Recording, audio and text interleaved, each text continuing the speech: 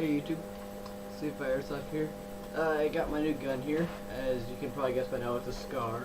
But I'll go into more details here. It's the D-Boys Mk17, otherwise known as the Scar H. The reason why it's called the Scar H is because it has the 7.62 NATO bigger round, similar to the same round as the M14, the G3, a few other bigger guns that were made in the 50s.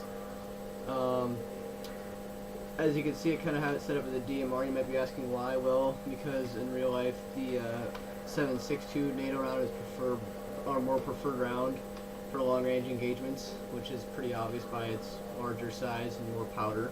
I'll start with the front down. As you can see here, I got a barrel extension on here. I am hiding a M4 barrel length in here, so it will fit with this extension. I will put the link up to it if requested. I do not know the exact name of it right now. But I got that. I took off the front sight. As you can see, there's two screws there that you just unscrew, and it slides. It's a dovetail. It looks like, and you just slide it out once you get it all undone. Keep going back here. We got a bipod on the rail system, which there is plenty of rail space on. I would highly suggest, if you do not use gloves on the field, I do, but I would highly suggest if you don't, to get some rail covers. These rails are quite sharp. Just kind of as a warning. As you can see, a very long standard thing of Scars. You have the full rail length on top.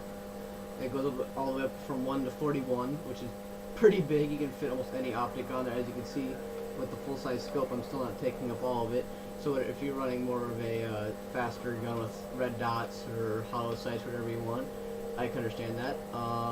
You can put them both on there. You can probably put a hollow sight with a magnifier just perfectly. The gun does have a charging handle that can be placed on both sides just by simply taking down the gun, pulling out the bolt, and swapping the charging handle. It is very easy. We'll see if I can get my bolt catch to work. It hasn't been working all night. Obviously not, but there's supposed to be a working bolt catch on here, as you can see right there. Oh, might be able to. There you go. It's just like the M4 bolt catch. You just push it. The magazine that has releases on both sides. Very nice for lefty or righty. I am righty. That's thus charging handle on the left side. The one thing I've noticed though is the chamber is very small. So unless you have really teeny fingers, which I have medium size, so it's even hard for me to get it in there. It's a lot easier to get the tool that comes with it. It just slides out. There's like a plastic rubber adapter that comes out with it to keep it solid in there. That adapter works on here and it pulls off, and then you can take these screws out to take the whole front end off. I will go into how to break the gun down here after the fact. I'm not going to break the gun down, but I'll tell you how. As we go back, polymer pistol grip, polymer lower receiver here, polymer stock. It's plastic, but it's very solid plastic. The only full metal part is this up here pretty much. That is the biggest solid piece of metal on here. All the rails, everything is metal there. That's the lower part here is metal, but like I said, it's plastic, but it's very durable plastic. It's gonna take a few bumps and bruises, but I won't abuse it, but I'm just saying. The version 3 Scar stock with the 6-position up and back, it kind of gets a little tighter as you go more down with the battery in it. 3-position cheek rest, and I'll explain why mine is hard.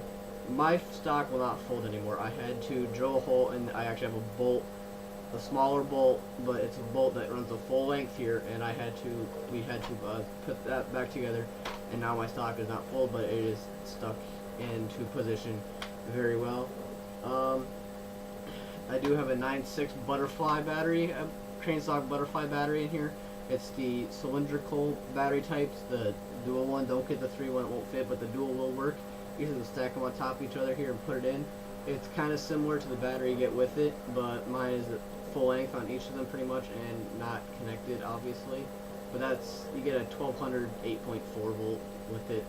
I haven't even used it or put it in the gun yet. Take the battery out, you just pop the pin here, push it all the way through, pull it out. Don't pull too far, you'll break it if you do, but it's supposed to stay with the gun. But this whole rubber butt plate will come off. It might seem loose, but I kind of like that because it gives way if you're shouldering the weapon. Very comfy. You might be asking why I kind of put the bipod on it and all that, because people say it's, unless you're in a position. Well, I play in the woods a lot, and the main field I go to has a lot of fortifications that you can take cover in, and there's good placement for bipod there, and there's a few, like, I want to say like foxholes, but they're about probably a foot deep hole that you can go prone in, and you can pop up and pop the bipod right down and take aim. The scope on here is just a NC Star 39 by 40 scope, like 28 bucks on Airsoft G. I ordered it with the gun. I got in time for the big promotional, so I actually got like 20 or 15% with free shipping. So the gun was 160, the scope was 28, and with all that, I think I spent like 160 total. So pretty much I got this scope kind of free if you think of it that way. The barrel extension I think was like 30 bucks or something like that, but I used a 20% off. I had to get this from eBite because GI had no barrel extensions that were long enough for my liking. All it had was pistol ones. But I got that on here. Take the flash hider off. I will not show that, but I had to actually Dremel mine out because the screw for some odd reason was all jacked up and we couldn't find the right Allen wrench to fit in it. Anyway, I would highly suggest not doing that unless you're good with tools and you're in a controlled environment. Overall, so far the gun seems pretty good. It said it shot 410 out of the box with the GI code, or not GI code, with the GI sheet. That's pretty decent, I guess. You know, it's average for a field gun, I guess that you could say. I plan on getting it up to around the 450, 475 mark with the .2, and then I'm going to start using .28s or .3s in there for my DMR. Right now I use .25s, so I mean it's alright, but definitely better to have the .2 or .28, .3s. Definitely more suggested to do that. If you have any comments or anything, leave it in the comments box, I guess. I make questions. You know, subscribe to my channel. I'll try to get more reviews, try to get some gameplay up if I can find a camera rig for my little camera I got for Christmas. It's nothing fancy, but I'll try to maybe do a shoulder cam or something a little different, kind of cool, like a third person kind of effect on it. Overall, the gun is a very solid gun. The only thing, like I said, is I had a problem with my button. My button broke. It will not lock in either position. So I just had it fully extended, and that's perfectly fine for what I'm running it as a DMR. Now, if you're doing CQB or if you're going to be transporting a vehicle, which is the reason why they have the folding stock, I would suggest probably returning the gun if you can, but I kind of messed mine up by doing a little bit of custom work on it myself. No big deal. I can live with the non-folding stock. The rate of fire in this thing with the 9.6 is pretty average, I would say. If you have that question, I'm not going to fire it right now because it is a little late at night and I do not want to wake the pup up. But, as you can see here, there we go. Good gun. I would highly suggest getting one if you're looking for something a little more unique to the Scar family. It is a lot. I think these look a lot better than the Mark 16s. The Mark 16s kind of seem generic. Just looks like a fancied up M4. I know there's other things on it, but the Mark 17 with the bigger clip is definitely what I like. I like the bigger rounds, so I got my M4 for average play, and then if I feel like just playing a slower pace, I got this gun. Now, since I got this gun, there's a few issues. I have no extra mags. The mags are about $30 extra for mid caps, which is the only thing I like to run. Especially as a DMR, you shouldn't need a high cap. If you ask, if you ask me and you're running high caps as a DMR, there's something wrong.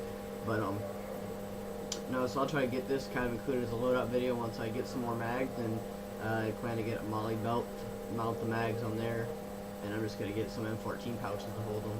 Bungee M14 pouches, they should work. But hope you guys enjoyed the video. You know, subscribe, you know, all that fun stuff if you want. Like the video if you like.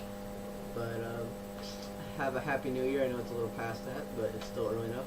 Have a happy new year. Get out and enjoy some airsofting, and hopefully, like I said, I'll get some winter playing here in a bit, and we should see you guys later.